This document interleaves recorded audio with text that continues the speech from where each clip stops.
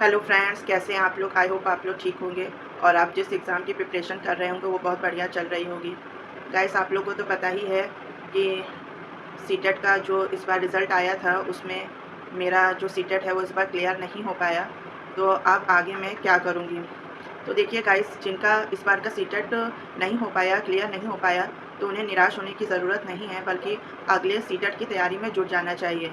CTET का जो अगले एग्ज़ाम में हो सकता है कि जुलाई में हो जाए या जुलाई से आगे पेपर हो जाए, होगा ज़रूर पेपर, और उसका नोटिफ़िकेशन या तो अप्रैल या मई कभी भी आ सकता है। तो नोटिफ़िकेशन का इंतज़ार हमें नहीं करना है, जब वो आना होगा तब आ जाएगा। तब सबसे पहले हमें अपनी गलतियों पर, अपनी कमियों पे काम करना होगा। आखिर किस वजह से हमारा इस बार का जो सीटेट है वो रह गया, किसी का 1 नंबर से रह गया, किसी का 2 नंबर से, किसी का 5 नंबर से रह गया।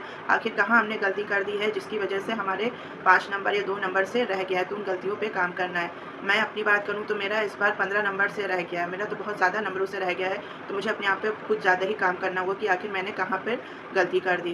गाइस, मैं अपनी बात करूँ तो जब मैंने 2020 या 21 में पेपर दिया था और उसके बाद अब 2026 में पेपर दिया है, उसका जो लेवल है वो मुझे लगता है इस बार थोड़ा टफ हो गया था।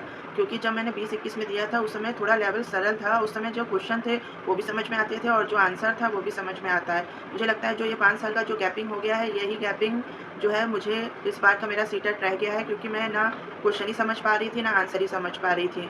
तो शायद इस वजह से मेरा पेपर जो है इस बार का रह गया है। अगर मैं ये कहूँ कि क्वेश्चन पेपर टफ था तो खाली मेरे लिए टफ नहीं था, सभी के लिए टफ था।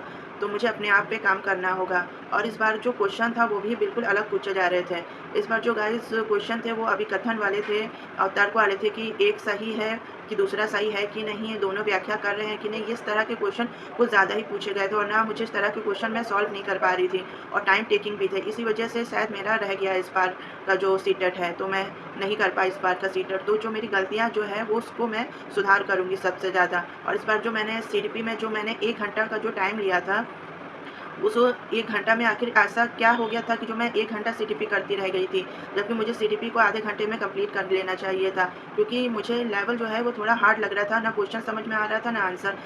चारों आंसर पढ़ने में भी बहुत टाइम लग रहा था। फिर उसमें टिक कर पाना, एक मतलब बहुत ज़्यादा इस पर मेरा माइंड जो है वो कन्वर्ट हो गया था। और एक तो टाइम का प्रेशर था, क्योंकि टाइम भी बहुत तेज़ी से भाग रहा था। इस बार मैं टाइम मैनेज भी नहीं कर पाई थी। इस बार मेरा जो ऐन मौके तक मैं पेपर करती ही रही थी, जबकि इससे पहले जो मैंने पेपर दिया है उसमें मैं 10 मिनट पहले ही पेपर कर लेती थी, क्योंकि इससे पहले मैंने ऑनलाइन पेपर दिया था, उसमें 10 मिनट पहले ही मेरा पेपर हो गया और इस बार मैं ऐन मौके तक पेपर करती रह गई थी। आखिर कहाँ पे मेरी ये गलती थी जहाँ पे ये इतना ज़्यादा टाइम मुझे लग गया था। इससे पहले पेपर जो मैंने दिया है उसमें मैं सीटीपी हर कीमत पे आधे घंटे में कर लेती थी, मगर इस बार 1 घंटा मुझे लगा है। तो मुझे सीडीपी पे भी काम करना होगा, उसके सिलेबस, उसके पैटर्न को अच्छे तरह से समझना होगा। और इस बार पेडागोजी क्वेश्चन है वो भी अलग तरह के पूछे गए थे, वो भी समझ में नहीं आ रहा था।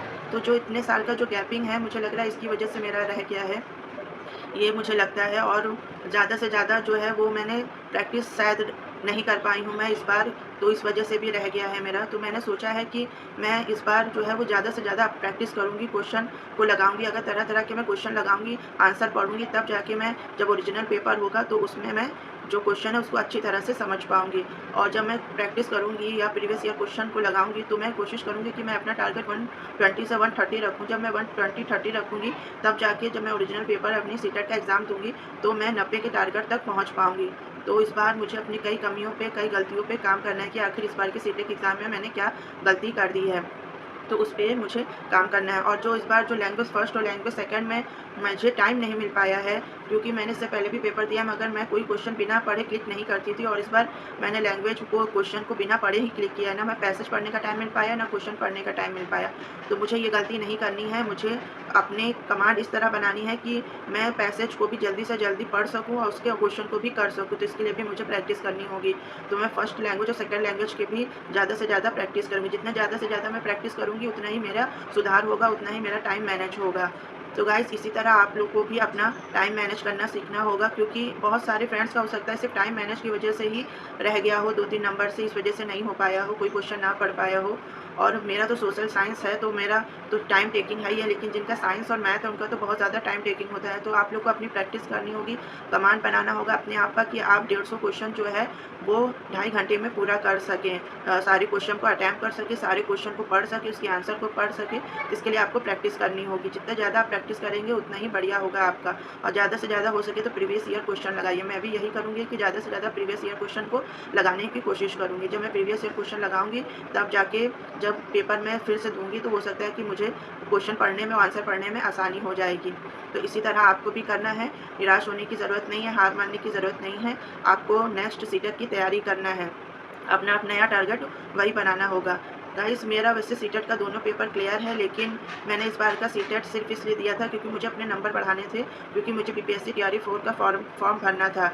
मेरे जो सीटेट में वो 90 तक मार्क्स नहीं हैं, इसलिए मैंने इस बार का सीटेट दिया था और एक लंबी गैपिंग के बाद दिया था मैंने सीटेट। तो हो सकता है इस वजह से मेरा क्लियर नहीं हो पाया। मुझे तो दुःख बहुत हो रहा है क्योंकि इस बार हो सकता है बीपीएससी तैयारी 4 का फॉर्म आ जाए, क्योंकि डेट तो अनाउंस हो चुकी है एग्ज़ाम की, लेकिन अभी नोटिफिकेशन नहीं आया, वो भी आ ही जाएगा। तो मुझे सबसे ज़्यादा दुःख यही हो रहा है कि मैं बीपीएससी तैयारी 4 का फॉर्म नहीं भर पाऊँगी और मुझे फिर से सीटेट की तैयारी करनी पड़ेगी। पर कोई बात नहीं गाइस, मैं फिर से तैयारी करूँगी और अपनी कमियों पे काम करूँगी और जो गलतियाँ मैंने की है उसे दोबारा नहीं दोहराऊँगी और सारे सब्जेक्ट को लेके चलना होगा। अगर आप ये सोचेंगे कि मैं सीडीपी बढ़िया कर लूँ, लैंग्वेज फर्स्ट बढ़िया कर लूँ, सेकंड बढ़िया कर लूँ या सोशल साइंस बढ़िया कर लूँ तो मैं पास हो जाऊँगा, ऐसा कुछ नहीं है। जब आप पूरे सब्जेक्ट को लेकर चलेंगे तब जाके आपके 90 के टारगेट तक पहुँच सकते हैं या उससे ज़्यादा पे पहुँच सकते हैं। तो किसी भी सब्जेक्ट को आपको हल्के में लेने की ज़रूरत नहीं है, सारे सब्जेक्ट को इक्वल लेके चलिए, क्योंकि हम सारे सब्जेक्ट में जब नंबर बढ़िया लाएँगे तब हम 90 या उससे ज़्यादा स्कोर को पा सकेंगे। तो मेरी भी प्लानिंग अब यही है कि मैं बढ़िया से बढ़िया नंबर लाने के लिए खूब ज़्यादा प्रैक्टिस करूँगी, पीवाईक्यू लगाऊँगी ज़्यादा से ज़्यादा और अच्छी तरह से सिलेबस, क्वेश्चन पेपर के पैटर्न को समझने की कोशिश करूँगी कि किस तरह इस बार पूछा गया है और जो इस बार का क्वेश्चन पेपर सीटेट का पेपर हुआ था उसको दोबारा सॉल्व करने की कोशिश करूँगी कि आखिर मेरी गलती कहाँ पे रह गई है। तो इसी तरह आपको भी करना है, क्वेश्चन पेपर को अपने रीड करिए, फिर देखिए कि आपकी गलती कहाँ पे है, तो उस गलती पे काम करिए। और जितना आपको तो पता है कि सीटेट का जो पेपर है वो पेडागॉजिकल आता है, तो जितना बढ़िया से बढ़िया कॉन्सेप्ट को समझ लेंगे उतना ही बढ़िया रहेगा आपके लिए। तो ज़्यादा से ज़्यादा कॉन्सेप्ट को समझने की कोशिश करिए, हर सब्जेक्ट के कॉन्सेप्ट को, क्योंकि सब में सीडीपी तो पूछी ही जाती है 15-15 नंबर की और ऊपर से सीटेट में कोई नेगेटिव मार्किंग तो है नहीं, तो डरने की तो कोई बात है नहीं। तो ज़्यादा से ज़्यादा प्रैक्टिस करिए। अब जब ज़्यादा से ज़्यादा प्रैक्टिस करेंगे तभी आप 90 के टारगेट तक पहुँच पाएंगे। तो मैं भी यही करूँगी कि अपने टाइम मैनेज को करने की कोशिश करूँगी, ज़्यादा से ज़्यादा पैसेज फर्स्ट लैंग्वेज और सेकंड लैंग्वेज में पैसेज को सॉल्व करने की कोशिश करूँगी और पेडागॉजिकल क्वेश्चन को भी अच्छे से समझूंगी, उसके क्वेश्चन भी लगाऊंगी। और मेरी तो बस यही प्लानिंग है। सोशल साइंस पे भी मैं ज़्यादा से ज़्यादा कमांड करने की कोशिश करूंगी, क्योंकि सोशल साइंस के कॉन्सेप्ट पढ़ने में मुझे थोड़े बहुत कॉन्सेप्ट रह गए थे, उसे मुझे पूरे कॉन्सेप्ट को पढ़ना है बढ़िया से। तो इस तरह से कॉन्सेप्ट और फिर थ्योरी और फिर उसके बाद पीवाईक्यू और previous year question, mock test. अब बस मेरी यही प्लानिंग है, मुझे ये सब लेकर चलना है। तो यही मेरी प्लानिंग है। इसी तरह आप भी अपनी कमियों गलतियों पे काम करिए और नेक्स्ट सीटेट के लिए तैयार हुइए। तो मेरी तो यही प्लानिंग है। अगर आप लोग को लगता है कि मेरी ये प्लानिंग सही है और आप मुझे कोई सजेशन देना चाहते हैं तो प्लीज़ कमेंट में ज़रूर दीजिएगा कि ये मेरी प्लानिंग सही है कि नहीं है, मैं क्या और आगे बेहतर कर सकती हूँ जिससे मेरा सीटेट पास हो जाए। ठीक है गाइस, तो फिर मिलती हूँ मैं आपको नेक्स्ट वीडियो में। तब तक के लिए बाय बाय।